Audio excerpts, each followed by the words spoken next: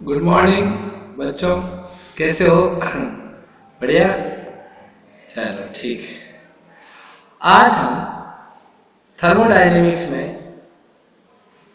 जो हमने जहां से पिछली क्लास छोड़ी थी वहां से आगे पढ़ना शुरू करेंगे। आज हम स्टार्ट करेंगे स्पेसिफिक हीट रेशियो। और इस हीट रेशियो को किससे डिनोट किया जाता है? ऐसे गामा सा साइन बना के गामा से डिनोट किया जाता है। और स्पेसिफिक हीट रेशियो की हम कैलकुलेशन कर सकते हैं। Gamma is equal to Cp by Cv। Cp और Cv के बारे में हमने पिछली क्लास में डिटेल में पढ़ा था। अब मोनो एटॉमिक गैस के लिए Cp और Cv की वैल्यू फिक्स है। Cv कितना होगा? मोनो एटॉमिक जिसमें एक ही एटम हो, है ना, तो 3/2r और Cp होगा 5/2r। तो इसका जो हम निकालेंगे 1.67 है ना। सिंपल सा रेशियो है, यहाँ पर रख के अपन निकाल लें। डाई एटॉमिक जिसमें दो एटम हो उसका निकालेंगे तो Cp 5/2r होता है और Cp 7/2r। तो इनका रेशियो भी हम निकालेंगे तो 1.4 के आसपास आएगा। यानी specific heat ratio diatomic gas का मोनो एटॉमिक गैस से कम होता है। ठीक है, तो ये सिंपल सा कंसेप्ट था एक, जिसको हमें याद रखना चाहिए, इंपॉर्टेंट है। Now thermodynamic process, quasi static process. Quasi static process भी बोलते हैं और इसको थर्मोडायनेमिक प्रोसेस भी बोलते हैं। Quasi static term means semi static, it is not purely moving. यानी ये न तो मूव कर रही है न ही स्टैटिक। क्वासी स्टैटिक का मतलब हुआ कि ये प्योरली मूव नहीं कर रही है ना।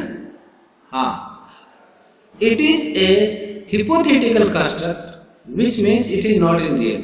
अब आप लोग जानते हो, जब हम कह रहे हैं कि ये मूव भी नहीं कर रही है और स्टैटिक भी नहीं है, तो क्या ऐसा पॉसिबल है? बिल्कुल पॉसिबल नहीं है। इसीलिए हम ये कहेंगे कि ये हिपोथेटिकल कंस्ट्रक्शन है, हिपोथेटिकल बात है। इसको हम रियल में इसको ऑब्जर्व नहीं कर सकते। कोई चीज मूव भी नहीं कर रही हो और स्टैटिक भी ना हो, है ना। इसीलिए इसको हम हिपोथेटिकल कंस्ट्रक्ट कह सकते हैं। It is an infinitely slow process which means change from its original position is not at all significant. थोड़ा हम इसको और लार्ज कर लेते हैं। तो कहने का मतलब ये है कि ये एक स्लो प्रोसेस है, स्लोली मूव होता है। इसका मतलब ये है कि ओरिजिनल पोजीशन है वो ज्यादा सिग्निफिकेंट नहीं है। System changes it variables P, T and V, जो तीन वेरिएबल है, प्रेशर, टेम्परेचर एंड वॉल्यूम, ये इनको सिस्टम चेंज करता है। इतना स्लोली चेंज करता है कि चेंज कब हुआ ये हमें नहीं पता। That it remains in equilibrium with its surrounding through out. Okay, पूरे प्रोसेस के टाइम ये अपने सराउंडिंग से इक्विलिब्रियम में रहते हैं। बहुत ही स्लो प्रोसेस है। Consider a gas initially at pressure P and temperature T changes it to a new state whose pressure is P dash and temperature T dash. If we change the surrounding pressure to P by a very small amount, then allow the system to reach that system. अगर हम surrounding pressure को change करते हैं बहुत ही small amount में, तो system क्या है, सिस्टम तक वो चीज पहुंच जाते हैं, वो प्रेशर भी पहुंच जाता है ना। If we change the surrounding pressure by P, इसका मतलब सिस्टम के अंदर भी वो प्रेशर धीरे धीरे पहुंच जाता है, वो उतना ही प्रेशर उसका हो जाता है, क्योंकि इक्विलिब्रियम में रहेंगे दोनों। The characteristics for a system to be quasi static process, यानी आपको सारी प्रॉपर्टी जो मैंने बताई है ये क्वासी स्टैटिक प्रोसेस की है। एक्सट्रीमली वेरी स्लो प्रोसेस है। There should not be any accelerated motion, not large temperature gradient, यानी del T बहुत कम होता है। Temperature gradient means the difference in the temperature. Temperature gradient का मतलब क्या हुआ? T1 minus T2 del T, and it is very less। ठीक है ना, कोई ज्यादा वहां पर किसी प्रकार का टेम्परेचर चेंज एकदम से नहीं होता। In a quasi-static process, the temperature of the surrounding reservoir and the external pressure differ only infinitesimally, यानी बहुत इनफाइनाइट पर जाकर हम देखते हैं बहुत ज्यादा चेंज एक्सटर्नल प्रेशर करते हैं तब कोई जाकर वहां पर चेंज होता है, स्लो प्रोसेस है। ये चीज हमने पढ़ी ली है ना, ये सारी चीज हमने पिछले इसमें पढ़ ली थी। अब देखो आइसोथर्मल प्रोसेस, ये सारे प्रोसेस किस किस तरह के होते हैं। अभी हमने क्वासी स्टैटिक के बारे में पढ़ा, अब हम पढ़ेंगे आइसोथर्मल प्रोसेस क्या होता है। आइसोथर्मल के अंदर दो वर्ड है, iso and thermal. Iso means same and thermal related to temperature. In isothermal process, the temperature remains constant throughout while all other variables change. है ना, सारे P, V, T है, इसके अंदर V और P में चेंज आता है लेकिन टेम्परेचर कांस्टेंट रहता है। जब टेम्परेचर कांस्टेंट रहेगा तो हम उस पूरे प्रोसेस को आइसोथर्मल प्रोसेस कहेंगे। Temperature is constant through out.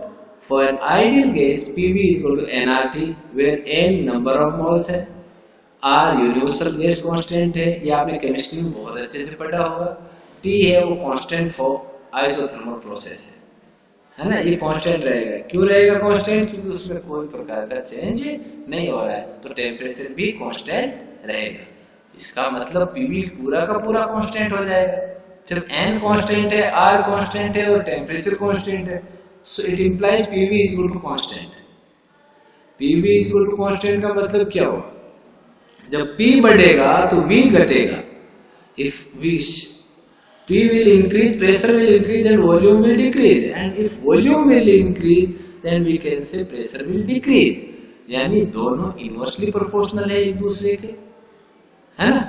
Pressure and volume are inversely proportional है, तो इनके बीच में जब ग्राफ खींचेंगे तो किस तरह का आएगा? जैसा नीचे दिया हुआ है, ठीक है ना, जैसा नीचे दिया हुआ है इस तरह का ग्राफ यहाँ पर हमें देखने को मिलेगा। ये इस तरह का ग्राफ यहाँ पर आएगा, प्रेशर और वॉल्यूम के बीच इस तरह, ठीक है। जब इनवर्सली प्रोपोर्शनल होते हैं तो इस तरह का ग्राफ हम देखते हैं, जब डायरेक्टली प्रोपोर्शनल होता है तो इस तरह का ग्राफ हम ऑब्जर्व करते हैं, ठीक है। अच्छा, हाँ, ये सारी चीज हम पढ़ चुके हैं ग्राफ तक, कुछ चीजें रिपीटेड है इसमें। We will get decreasing curve, कैसा कर्व हमें मिलेगा? Decreasing curve, because if we increase pressure volume decrease. जैसे ही हम प्रेशर को इंक्रीज करेंगे वॉल्यूम डिक्रीज होगा एंड वाइस वर्सा, इसका उल्टा भी सही। PV is equal to constant है ना, PV is equal to constant है तो P will equal to constant upon कोई कांस्टेंट एरिया अपॉन V, तो दोनों इनवर्सली प्रोपोर्शनल हो। The curve is known as isothermal curve, यानी अगर हमें कहा जाए कि आइसोथर्मल कर्व आप ड्रॉ कीजिए तो हमें ये कर्व ही, यही कर्व वहां पर ड्रॉ करना है। आइसोथर्मल कर्व कौन सा होगा? ये इस तरह का decreasing curve. Now isothermal expansion of an gas, ideal gas. It can be described as amount of work done during isothermal expansion of an ideal gas under constant temperature। constant temperature पर जो work done होगा उसको हम, उससे related है ये चीज।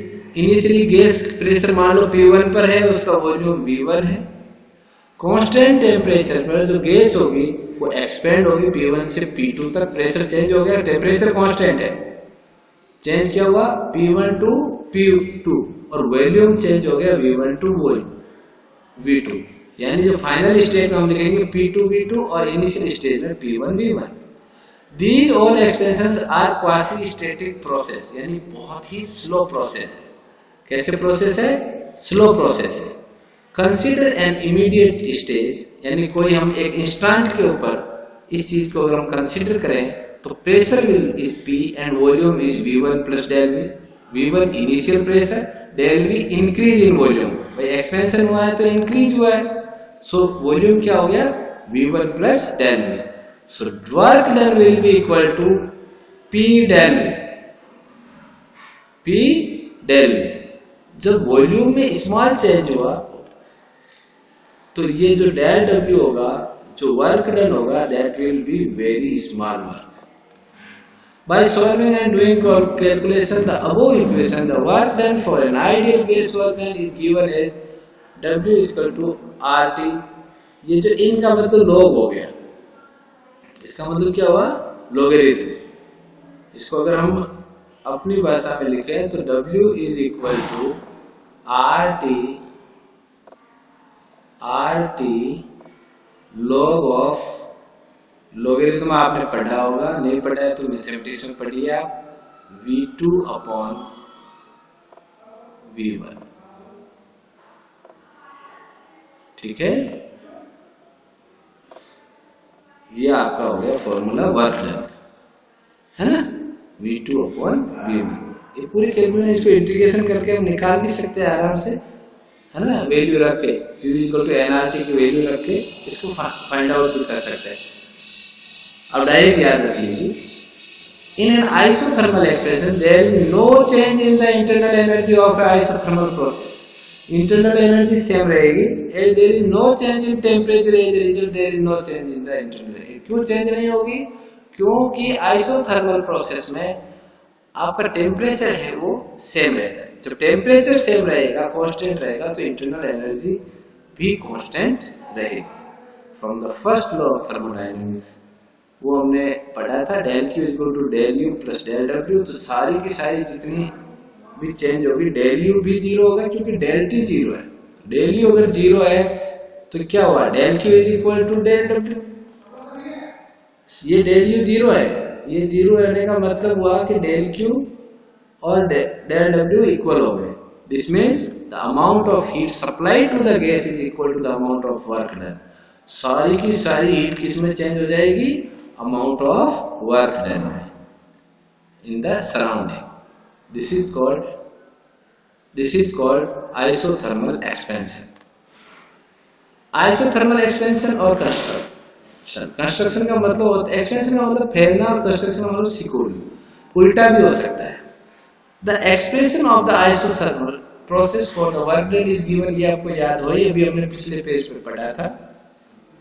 In an isothermal expansion, the work is done by the gas, whereas in isothermal construction, the work is done on the gas. देखो, ये बहुत ही इंपॉर्टेंट चीज यहाँ पर बताई हुई है कि आइसोथर्मल एक्सपेंशन में वर्क डन होगा गैस के द्वारा. गैस वर्क डन करेगी, but on the system. But here in the isothermal construction the work is done on the gas by the system. क्यों? क्योंकि आइसोथर्मल एक्सपेंशन में V2 ज्यादा है V1 से, इनिशियल वॉल्यूम से एक्सपेंशन हुआ है तो V2 है वो ग्रेटर देन V1 होगा. तो इसका मतलब जो वर्क डन है वो भी ग्रेटर देन 0 होगा. V2 ज्यादा है ना, तो आप लोग जानते हो कि अगर ये यहाँ पर V2 ग्रेटर देन है तो यहाँ वैल्यू 1 से ज्यादा आएगी. V2 ज्यादा है, V2 अपॉन V1 की वैल्यू 1 से ज्यादा आएगी तो log 1 पॉजिटिव आएगा, log 1 से ज्यादा आएगा तो ये पॉजिटिव अमाउंट आएगी. इसका मतलब जो वर्क डन है वो ज्यादा होगा 0 से, it will be greater than 0. But in the isothermal construction, V2 is less than 1 and work will be negative, क्योंकि इस log ये 1 से कम हो जाएगा और log लेस देन 1 जो भी होता है उसकी वैल्यू नेगेटिव होती है, तो work done will B negative. So work is negative, it means work is done on the gas, that is heat is. इसका मतलब ऑन द गैस मतलब हीट कैसी हुई? हीट रिलीज हुई वहां से, तो सिस्टम ने वर्क डन किया गैस पर. Now adiabatic process. Adiabatic process कौन सा होता है? आइसोथर्मल प्रोसेस के बाद में हम पढ़ते हैं adiabatic process. Adiabatic is a process in which there is no heat flow takes place between the system and surrounding.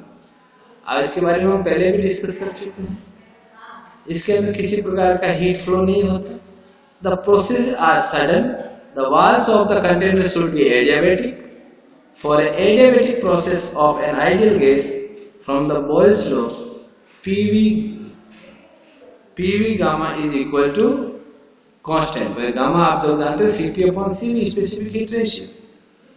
इसका एग्जांपल हम कहाँ देख सकते हैं? Hot in thermos flask, it will remain hot as there is no exchange of heat takes place.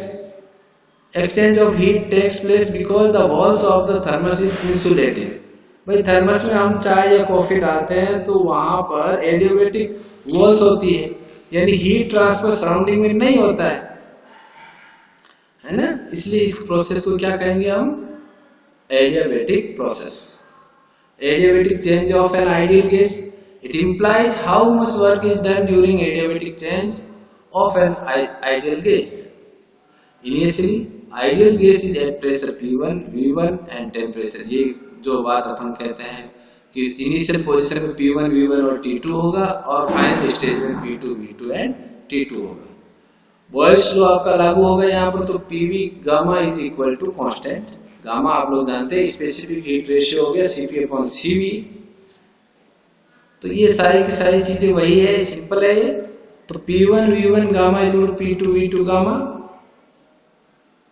ठीक है, gamma cancel out हो जाएगा, P1 V1 is equal to P2 V2। The work done is adiabatic change of an ideal gas from the state P1 V1 T1 to state P2 V2 T2।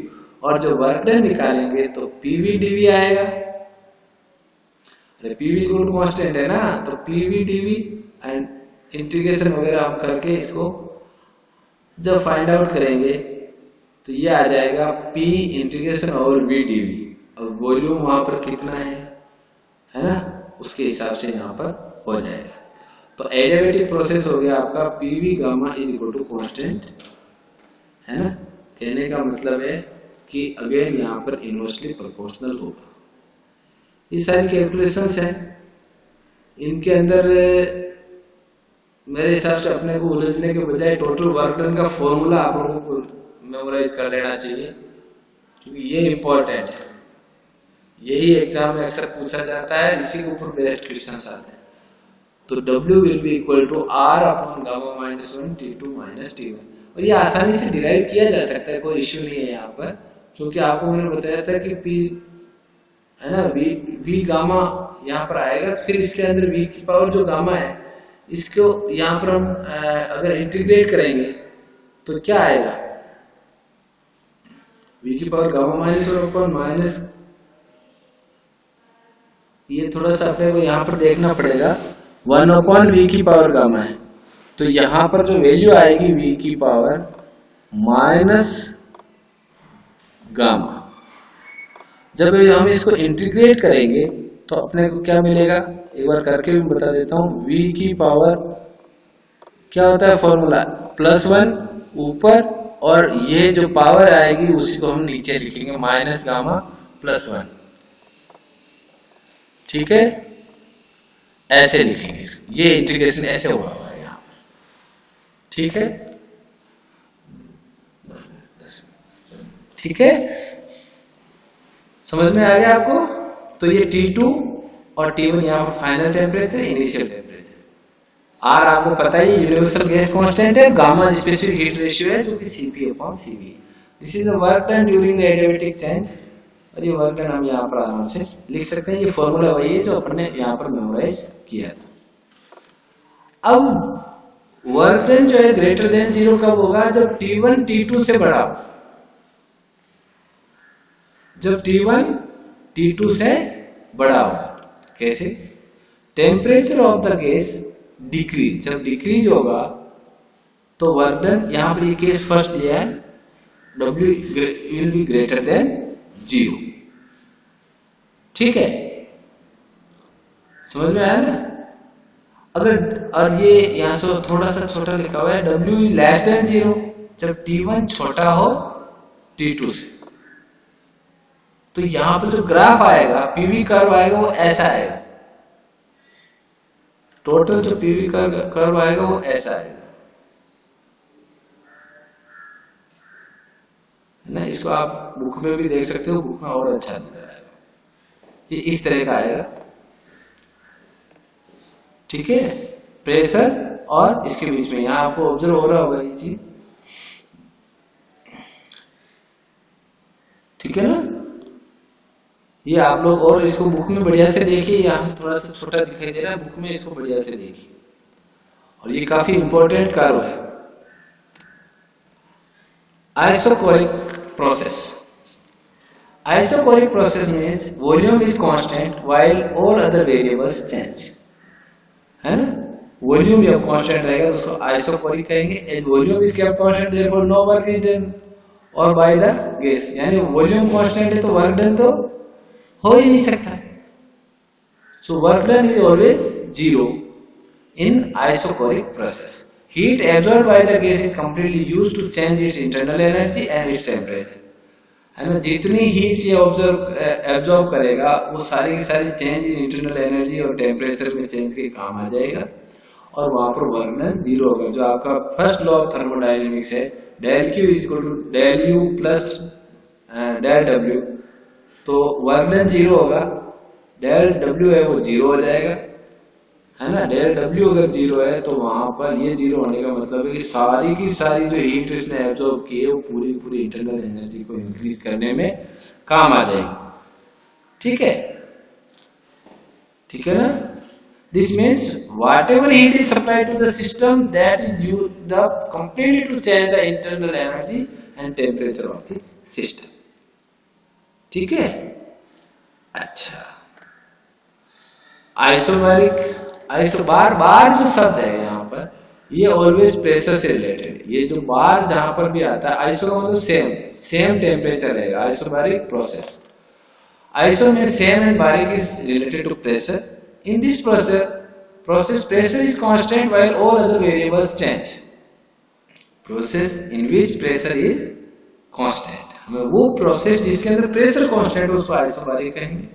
Work done is given as, वही बात है, PDV में V2 minus V1, pressure यहां पर constant है ना, is equal to mu R, PV equal to क्या होता है एनआरटी, म्यू आर टी, तो म्यू आर टी का मतलब T2 minus T1। Change in temperature होगा यहाँ पर, P कांस्टेंट रहेगा। From first law of thermodynamics del Q is equal to del U plus del W, और डेल W की जगह ये वैल्यू हम पुट कर देंगे mu R T2 minus T1। We can see from the above equation that the heat absorbed goes direct partly to the increase internal energy and partly to the work. कुछ part उसका internal energy को increase करने काम आएगा और कुछ part है उसका वर्क डन में काम आएगा। साइक्लिक प्रोसेस, बहुत सारे प्रोसेस हमने पढ़े हैं, अब आते हैं हम cyclic process. Process in which the system will come back into an initial state, यानी del U equal to zero हो जाएगा। जितनी इंटरनल एनर्जी चेंज हुई थी, चाहे इंक्रीज हुई चाहे डिक्रीज हुई, वो वापस वहीं पे पहुंच गई, है ना। तो जो ग्राफ है ये यहाँ पर इस तरह साइक्लिक प्रोसेस हो गया, है ना, जहां से फर्स्ट स्टेज से घूम के सेकंड स्टेज पर, सेकंड स्टेज से वापस फर्स्ट स्टेज पे। तो this is called cyclic process. This means the total heat absorbed equals to the work done by the system, है ना। डेल यू जीरो हो गई, इसका मतलब आपका जो फर्स्ट लॉ ऑफ थर्मोडायनेमिक्स है वो क्या कहता है, del Q is equal to क्या आएगा, del U plus del W, ये आएगा कि नहीं आएगा। जब यहाँ पर डेल यू जीरो है, सॉरी, जब यहाँ पर ये डेल यू जीरो है तो सारी की सारी हीट जो एब्जॉर्ब होगी वो पूरी पूरी वर्क डन में काम में आ जाएगी। The system started from point 1, is went through series of processes, reached its final position 2, and then it comes back to its initial position 1. The total internal energy is 0. नहीं, इसमें ऐसा लिखना चाहिए था, इसको total change in internal energy is 0 by applying first law of thermodynamics। वही बात है जो मैंने अभी आपको एक्सप्लेन की थी। W जो है वो वर्क डन के पूरी हीट ऑब्जर्व हो जाएगी, वहां पर वर्क डन जो एब्जॉर्ब्ड हीट है वो पूरी पूरी चेंज हो जाएगी वर्क डन। ठीक है, अच्छा, जैसे हीट इंजन, हीट पंप, इनके अंदर सारा का सारा जितने भी हम हीट सप्लाई देते हैं वो वर्क डन में काम में आ जाती है। ठीक है, ये यहाँ पर एक प्रॉब्लम दी हुई है, ये आपको सॉल्व। अब हम हीट इंजन के बारे में, रेफ्रिजरेटर के बारे में ये नेक्स्ट क्लास में पढ़ेंगे। तब तक आप इसको थोड़ा रिवाइज कीजिए। बहुत सारे प्रोसेस के बारे में आज हमने पढ़ा है, और जितने भी प्रोसेस हमने पढ़े हैं इनको अपने को बढ़िया से तैयार करना है, और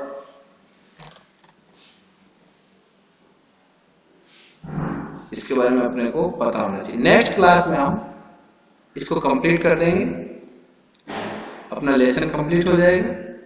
ठीक है, तो टेक केयर, पढ़ते रहिए और